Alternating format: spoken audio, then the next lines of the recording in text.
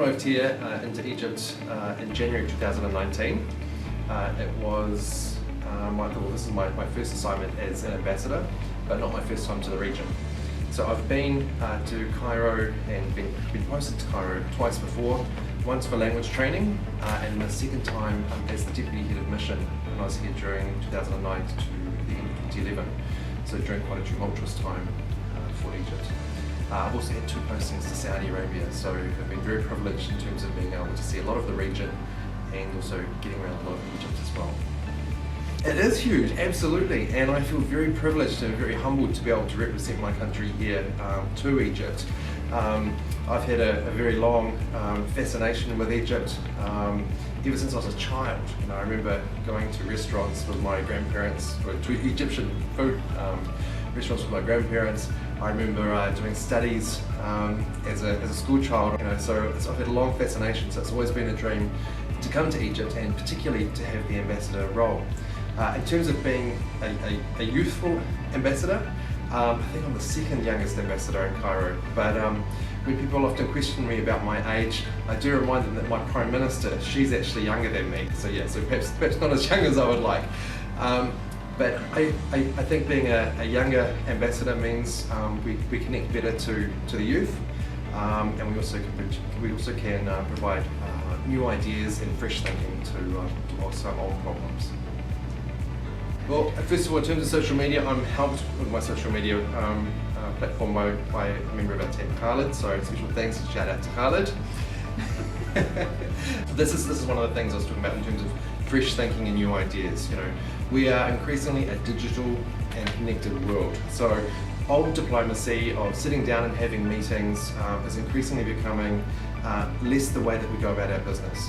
We've seen it more during the global pandemic, where people have embraced Zoom calls and Teams and things like that in order to engage. We last year, for example, in December, we had a foreign ministry consultation with Algeria. So we had officials in New Zealand dial in, officials in Algiers dial in, and the embassy here, of course, here in Cairo, and we were able to carry out those talks virtually. So I think moving a lot of our tradecraft online, we can reach a much larger demographic than what we can do just by in-person meetings. And I think in terms of COVID, we have a saying back in New Zealand in Maori, which is our indigenous language, he waka iki noa, which means we're all in this together. And I think that's something which has really struck me in terms of being here during the pandemic. Just how different countries have responded to COVID, how different countries have been able to respond to COVID. This is a global problem which necessitates global solutions, and I think only by working together are we going to be able to overcome this huge problem that's facing us at the moment. In terms of being far away from home, technology is wonderful. It's very easy to connect up through FaceTime and other web-based applications in order to connect with friends and family.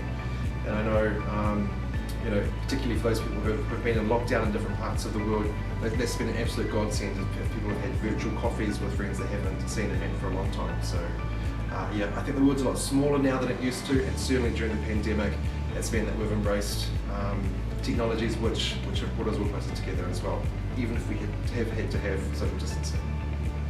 Well, New Zealand is a new country, and it's a very ethnically diverse country. Auckland, which is our largest city in New Zealand, is the 4th most ethnically diverse city in the world, and there are over 160 different languages that are spoken in New Zealand. In terms of our culture, it's very much founded on our indigenous people, the Maori. And the Maori people are very influential in terms of how we want to present ourselves, including to the world.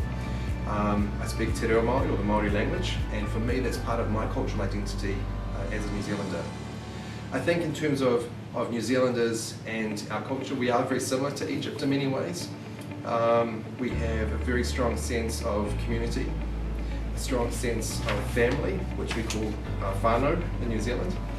And we also place a great emphasis on the importance of people. In fact, we have a Māori proverb, he aha te mea nunui o te ao, he tangata, he tangata, he tangata, which means what is the most important thing in the world? It is people, it is people, it is people. And it makes me really proud to come from a country where we do put the importance of people in our communities first. And I think that's one thing why being here in Egypt resonates so well with me, because I see that the importance of families and communities here as well. So yeah, in terms of similarities, a lot of warmth towards each other. And before I forget, I was also reminded recently, one of the Māori traditions for cooking is a thing called the hangi, which is an underground earth oven, and I know that's prevalent in parts of Upper Egypt as well. So there are actually some culinary similarities between our peoples too, which is great. Egypt's always been a popular tourist destination for New Zealanders. We study Egypt as part of our school curriculum as children, and we've also had a long history here in Egypt too. In fact, in World War II there was about 70,000 New Zealanders who were stationed in Egypt throughout the war, which was about 7% of New Zealand's population at the time.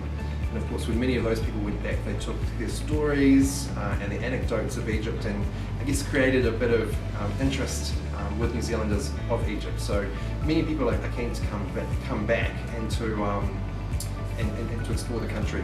In fact, I was watching New Zealand news last week about a secondary school rowing regatta in the South Island called the Mahdi Cup, and it was it's an annual competition, and which follows on from rowing competitions that are based on the Nile here, and the prize itself is a propeller from a World War II aeroplane. So there's lots of little connections between New Zealand and Egypt, which a lot of people perhaps don't realise, but it does generate a lot of interest, and I think that's reflected in the tourism that we see with people coming here. Right. I think the film industry is something which both Egypt and New Zealand share. Egypt has been very strong in its film industry for decades, and New Zealand has been picking up a lot of films too, from the Lord of the Rings, which unbelievably was almost 20 years ago when that was released, to Avatar, which is being filmed there at the moment. We've had The Last Samurai filmed in Mount Taranaki. We've had Vertical Limit in Mount Aoraki. So we've got some amazingly beautiful vistas and scenery, which lend themselves to a number of different storylines and different movie titles. So it's certainly a booming area. It's an area for growth. Wellington, which is our capital, where I'm from, is also known as Wellywood, so play on words with Hollywood. And of course, Weta Studios is based there, and they do a lot of the great IT special effects and things like that. So, as I said, it's an area which is growing, and I'd love to see collaboration between New Zealand and Egyptian film industries.